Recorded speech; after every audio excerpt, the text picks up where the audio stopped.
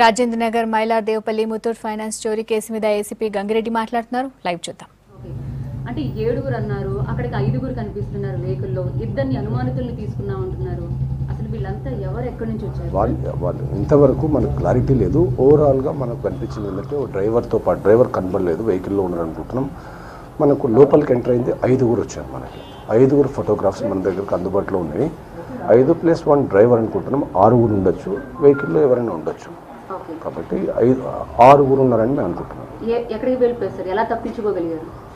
అంటే ఇప్పుడు వాళ్ళు అఫెన్స్ అయినాక మనకి ట్రాక్ చేసినాం. మనం ట్రాక్ చేస్తే మనకు సీసీటీవీ ఫుటేజ్ ఆధారంగా మనకు కొద్దిగా క్లూ దొరికింది. దాన్ని బట్టి చూసేవారికే ఇమీడియట్గా వాళ్ళు 10:55 11 o'clock వాళ్ళు ఇక్కడ పార్క్ చేసి పారిపోవడం జరిగింది.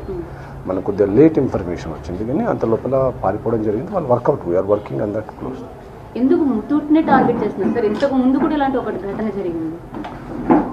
అదే దట్ ఈజ్ ఏంటంటే ముత్తూట్ అంటే ఒక ఇండివిజువల్ ఇంట్లో దొంగతనం చేస్తే 5 తులాలు 10 తులాలు 20 తులాలు దొరుకుతాయి. కాబట్టి బ్యాంక్కి వెళ్ళాలంటే బ్యాంకులో మూమెంట్ ఎక్కువ ఉంటుంది, సెక్యూరిటీ గార్డ్స్ ఎక్కువ ఉంటారు, ఆర్మడ్ సెక్యూరిటీ గార్డ్ ఉంటాడు. ముత్తూట్ ఫైనాన్స్లో ఏమంటే ఒకరు లేకుంటే ఇద్దరు కానీ 3 ఉంటారు. వాళ్ళు బడ్జెట్ కన్స్ట్రెయింట్తోనే మేము ఇంతకుముందుకు రిపీటెడ్గా చెప్తున్నాము. ఐసోలేటెడ్ ప్లేస్లో కమర్షియల్ ప్లేస్ కాకుండా ఒక కార్నర్లో పెట్టుకోవడం జరుగుతుంది. కాబట్టి అక్కడ ఎక్కువ మొత్తంలో బంగారం దొరుకుతాయనే ఉద్దేశంతో వాళ్ళు టార్గెట్ చేయడం జరుగుతుంది. ఓకే సార్, ఇంతకుముందు నన్ను కొంచెం రావడం లేట్ అయింది, వాళ్ళు తప్పించుకోగలిగారు అనుకుంటున్నారని. మరి 3:30 తెల్లవారుజాము వరకు అసలు సర్చింగ్ చేయాల్సిన అవసరం, అంటే అదే ఒకవేళ దాన్ని అడ్వాంటేజ్గా తీసుకున్నారేమో సార్? అక్కడ వేస్ట్ చేసామేమో టైం అనేది ఏమైనా అనిపించిందా? లేదు, మనకున్న సోర్స్ అక్కడ లాస్ట్, మనకు అఫెండర్ లాస్ట్ సీన్ అక్కడే కాబట్టి అక్కడ ఉన్న క్లూస్తో వర్కౌట్ చేయడం. వేగ్గా హైదరాబాద్లో 1,20,00,000 మందిలో ఎక్కడైనా సెర్చ్ చేస్తాం మనం. మనకు అక్కడ ఇన్ఫర్మేషన్ ఉన్నది. అక్కడ మనకు వెహికల్ పార్క్ అయింది కాబట్టి ఆ ప్రెమిసెస్లో ఎక్కడో దగ్గర షెల్టర్ ఉండొచ్చు అనే ఉద్దేశంతో మేము చేసాం. ఇదే కాకుండా సైమల్టేనియస్గా vehicle checks across the cities అన్నీ జరుగుతున్నాయి. ఇది కొత్త రకంగా ఒక దందా ఉంది. అంటే వాళ్ళు వేరే ప్లేసుల నుంచి రావడం, ఇక్కడికి వచ్చాక కలవడం, మళ్ళీ అయిపోయిన తర్వాత విడివిడిగా వెళ్ళిపోయి ఏకంగా దేశాలు కూడా దాటుతున్నారు. అంటే this is challenge for police as well as challenge for citizens also. Citizens కూడా చాలా రోల్ ఉంది. మేము నిన్న నుంచి అందరు ఫోటోగ్రాఫ్స్ సోషల్ మీడియాలో, టీవీలో కూడా అందరు ఫోటోగ్రాఫ్స్ వస్తున్నాయి. 1,20,00,000 మంది కూడా ఒకవేళ ఎక్కడన్నా వాళ్ళు పోయే ప్లేస్లో కానీ, ఉండే ప్లేస్లో కానీ, ట్రావెల్ చేసే ప్లేస్లో కానీ, ఎంటర్టైన్మెంట్ ప్లేస్లో కానీ కొద్దిగా క్షుణ్ణంగా చుట్టుపక్కల 4 చూస్తే ఒక 4 కోట్ల మందిని మనము స్క్రీన్ చేయొచ్చు. కాబట్టి ఒక పోలీస్ అంటే పోలీసు రోలే కాకుండా ఏంటంటే మనము పోలీస్ వర్కౌట్ చేసే సిస్టమేటిక్, కానీ ప్రజల భాగస్వామ్యం కూడా పోలీసింగ్లో ఎంతో అవసరము. ఫర్ ఎగ్జాంపుల్ నేను ఒక ఎగ్జాంపుల్ చెప్తే, ఇప్పుడు మనకున్నాయి 1,20,00,000 జనాభాలో మనకు అందరూ అఫెండర్ ఎక్కడో దగ్గర ఏదో ఒక ఇంట్లో ఉంటాడు. ఇద్దరు హోటల్ కావచ్చు, ఒక రెసిడెన్షియల్ హౌస్ కావచ్చు, ఎక్కడ బస్ స్టాప్ కావచ్చు, ఎక్కడైనా ఉంటాడు. మనుషులు ఉండే ప్లేసులోనే ఉంటాడు.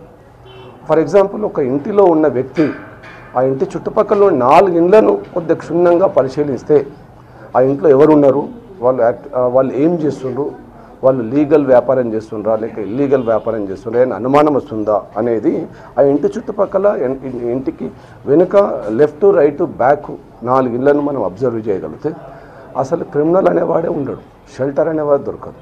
కాబట్టి ప్రతి పౌరుడికి కూడా వాళ్ళ సెక్యూరిటీ, ఇప్పుడు వాళ్ళ ఇంటి చుట్టుపక్కల 4 అబ్జర్వ్ చేయగలిగితే వాళ్ళ చుట్టుపక్కల మంచి మనుషులే ఉన్నారు, నేరస్తులు ఎవరు లేరనేది వాళ్ళు కన్ఫర్మ్ చేసుకుంటారు. అదేవిధంగా ప్రతి ఇంటి వాళ్ళు చూస్తే ఆటోమేటిక్గా 1 డేలో మొత్తం ఎంటైర్ సిటీని స్క్రీన్ చేయొచ్చు. కాబట్టి ప్రజలు కూడా భాగస్వామ్యంలో కావాలి. దీంట్లో ఒక నేరాల అదుపులో అనేది పోలీసులది బాగా మనకుండా అందరి భాగస్వామ్యంతోనే మనము ఇది సురక్షితమైన సమాజాన్ని నెలకొల్పడానికి మనకు అవకాశం ఉంది. కాబట్టి మేము చేయడానికి సిద్ధంగా ఉన్నాం. పోలీసులు 12 గంటలు 16 గంటలు కూడా చేయడానికి సిద్ధం. ప్రజలు ఒక 5 నిమిషాలు 10 నిమిషాలు వాళ్ళు రోడ్లో పోతుంటారు, పోయేటప్పుడు అబ్జర్వ్ చేయాలి. కొత్త వాళ్ళు ఎవరు కాలనీలో, బస్ స్టాప్లో ఉంటారు, ఏమైనా సస్పీషియస్ ఉన్నదా. ఫర్ ఎగ్జాంపుల్ బస్ స్టాప్లో సస్పీషియస్ ఉండి మన గోకుల్చార్ లాంటి బ్లాస్ట్ జరిగితే ఎఫెక్టెడ్ పార్టీ ఎవరు, అక్కడ ఉన్న వాళ్ళే. వాళ్ళ సెక్యూరిటీ గురించి అయినా చుట్టుపక్కల వెరిఫై చేసి అనుమానితులు ఉంటే 100కి డయల్ చేస్తే 10 నిమిషాల్లో మేము రీచ్ కాగలుగుతున్నాం. 100 హైదరాబాద్ కానీ సైబరాబాద్ కానీ, సైబరాబాద్ టార్గెట్ అయితే 5 to 6 minutes. కాబట్టి 6 నిమిషాల్లో మేము మీకు సహాయం చేయడానికి అందుబాటులో ఉన్నప్పుడు ఇన్ఫర్మేషన్ ఫీడ్ చేయగలిగితే వండర్ఫుల్. అసలు బడ్జెట్ కూడా అవసరం లేదు.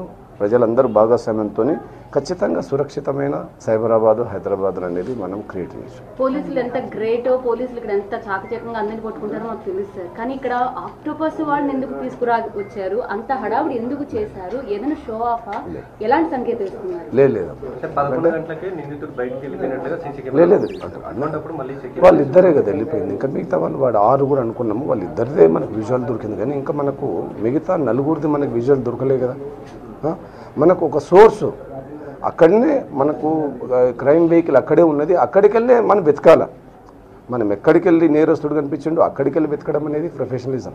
ఎక్కడో ఇక్కడ వదిలిపెట్టి సిటీ అంతా వెతకడం కాదు కదా. ఇక్కడికి వెళ్ళి ఇక్కడ వెతికినాము. అక్రాస్ ది సిటీ సైబరాబాద్లో కూడా ఒక 10-20 చెక్ పోస్టులు సైమల్టేనియస్గా రన్ అయినాయి. అదంతా మనం ఏంటంటే ఇన్వెస్టిగేషన్లో ఉంది, కొద్దిగా వర్కౌట్ చేస్తున్నాం. అది చెప్పడం. ఇప్పుడు సీసీటీవీ ఫుటేజ్లో వాళ్ళ ఫేసెస్ చాలా క్లియర్గా తెలుస్తున్నాయి సార్. ఇప్పుడు నెక్స్ట్ ఎక్కడెక్కడ అనేది ఎలా పట్టుకోవాలనేది ఎలా ఉంటుంది అనేది ఇప్పుడు ఖచ్చితంగా మేము పట్టుకుంటాం, వదిలిపెట్టే ప్రసక్తే లేదు. కాబట్టి నేను ఇంకోసారి కూడా రిక్వెస్ట్ చేసి, అంటే ప్రజలకు అందరూ దొంగలు ఎలా ఉంటారో అందరికీ తెలిసిపోయింది.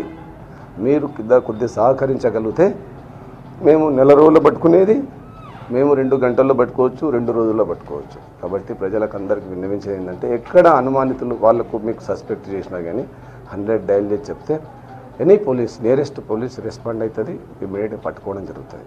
ఇంకో అఫెన్స్ చేసే కన్నా ముందే మనం పట్టుకోగలిగితే మనకు బెస్ట్. ఏంటంటే వాళ్ళు ఇంకోసారి తెలంగాణ దిక్కు చూడకుండా జరుగుతుంది. ఎందుకంటే మనం వచ్చిన వాళ్ళని ఇమీడియట్గా పట్టుకోగలిగితే నార్త్ ఇండియన్ గ్యాంగ్స్ వచ్చి ఇక్కడ అఫెన్స్ చేసి వెళ్ళిపోవడానికి అంత అనుకూలంగా లేదు అని అనుకుంటాడు. ఎందుకంటే అఫెన్స్ చేసిన తర్వాత సేఫ్ ఎగ్జిట్ చూసుకుంటాడు.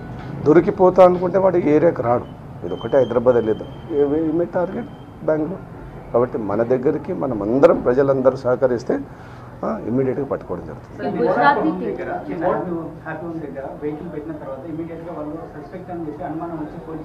చేయలేదు, అట్లా చెప్పలేదండి. వాళ్ళు వాచ్మెన్ ఏంటంటే అసోసియేషన్ వాళ్ళకి చెప్పిండు, అసోసియేషన్ సెక్రటరీకి చెప్పిన తర్వాత వాళ్ళ ప్రెసిడెంట్ వాళ్ళు అందరిని వెరిఫై చేసినారు, ఈ బండి ఎవరిది, ఇక్కడ ఎవరు పెట్టిండ్రు అనేది.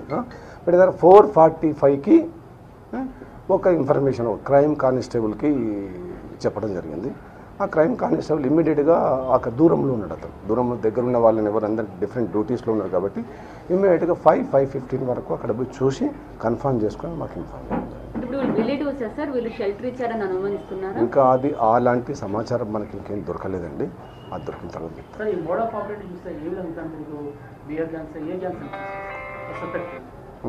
అంటే వాళ్ళు హిందీలో, వాళ్ళు తెలుగు రాదని చెప్తున్నారు, వాళ్ళు హిందీలో మాట్లాడినని చెప్తున్నారు. వాళ్ళు స్పెసిఫిక్గా నార్త్ ఇండియన్ హిందీ అనేది వాళ్ళు ఫిర్యాదుదారి చెప్తున్నారు. కాబట్టి వాళ్ళు సస్పెక్టింగ్ నార్త్ ఇండియన్ గ్యాంగ్స్.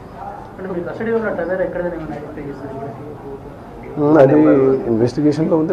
బేసికల్గా ఆ నెంబర్ అది చూసి మన గుజరాత్లో రిజిస్ట్రేషన్ అయినట్లుగా ఆ number swift dzire duplicate number. So Gujarat నుంచి వచ్చి ఉంటారని అనుమానిస్తున్నారా సార్?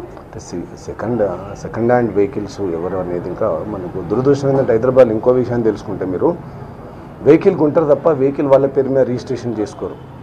ఏదో ఎంటీ పేపర్ల మీద వాడు సంతకం పెట్టి ఇతను సంతకం పెట్టేసి ఆ సంతకం పెట్టిన పేపర్ చూస్తారు, ట్రాన్స్ఫర్ చేసుకోరు.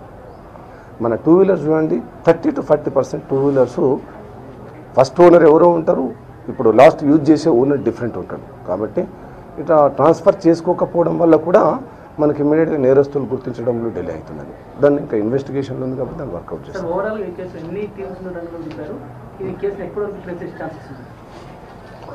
దగ్గర 20 టీంలు ఎస్ఓటీ, సిసిఎస్, ఈ శంషాబాద్ జోన్ అందరూ, all Cyberabad police, all crime teams అన్ని వర్కౌట్ చేస్తున్నాయి.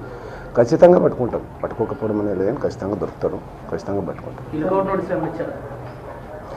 ఆల్ డీజీస్, ఆల్ స్టేట్ డీజీస్కి వాళ్ళ ఫోటోగ్రాఫ్స్తో పాటు ఎన్సీఆర్బీకి, ఎస్సీఆర్బీకి, ఆల్ యూనిట్ ఆఫీసర్స్కి మెసేజ్ ఫ్లాష్ చేయడం జరిగింది. మళ్ళీ ఫ్యూచర్లో ఒకవేళ ఇలాంటిది ఏమైనా జరిగితే మళ్ళీ ఆక్టోపస్ టీమ్ రంగంలోకి దిగుతారా సార్? సిచ్యువేషన్ అమ్మ, ఇప్పుడు ఏంటంటే మనం సిచ్యువేషన్ బట్టి రియాక్ట్ అవుతాం.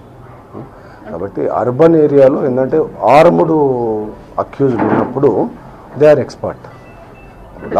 లాస్ ఆఫ్ లైఫ్ అనేది ఇప్పుడు ఒక ఎక్స్చేంజ్ ఆఫ్ ఫైర్లో లాస్ ఆఫ్ లైఫ్ లేకుండా చూసుకోవడం అనేది మన ప్రథమ కర్తవ్యం మనం. కాబట్టి దాన్ని అక్కడ అందుబాటులో మనకు నియరెస్ట్ మన పక్కనే ఉన్నారు కాబట్టి వాళ్ళని వాడుకోవడం జరిగింది. టెర్రరిస్ట్ సంబంధాలు ఉన్నాయని అనుమానించారా సార్ వాళ్ళని పిలవడానికి? అది అలాంటిది ఏం లేదమ్మా. అంటే గతంలో సిమ్మి ఖ్యాతి కొందరు ఇట్లాంటి ఆ ఉద్దేశంతోనే ఆక్టోపస్ లేదండి అదంతా అది కాదు. మనం బేసికల్గా అక్కడ థిక్ పాపులేటెడ్ వాళ్ళు సేఫ్ అంటే వాళ్ళు ప్రజలను ఎందుకంటే వాళ్ళు ఇన్మేట్స్ సెక్యూరిటీ కూడా దృష్టిలో పెట్టుకొని వాళ్ళని పెరగడం జరిగింది.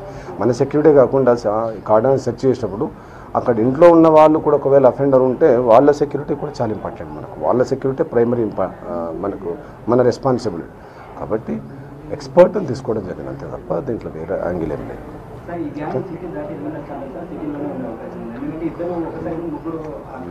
మీరందరూ ఫోటోగ్రాఫ్స్ అందరికీ షేర్ చేసి అందరు పెట్టుకోకుండా సిటీ దాటక ముందే పట్టుకుంటాం.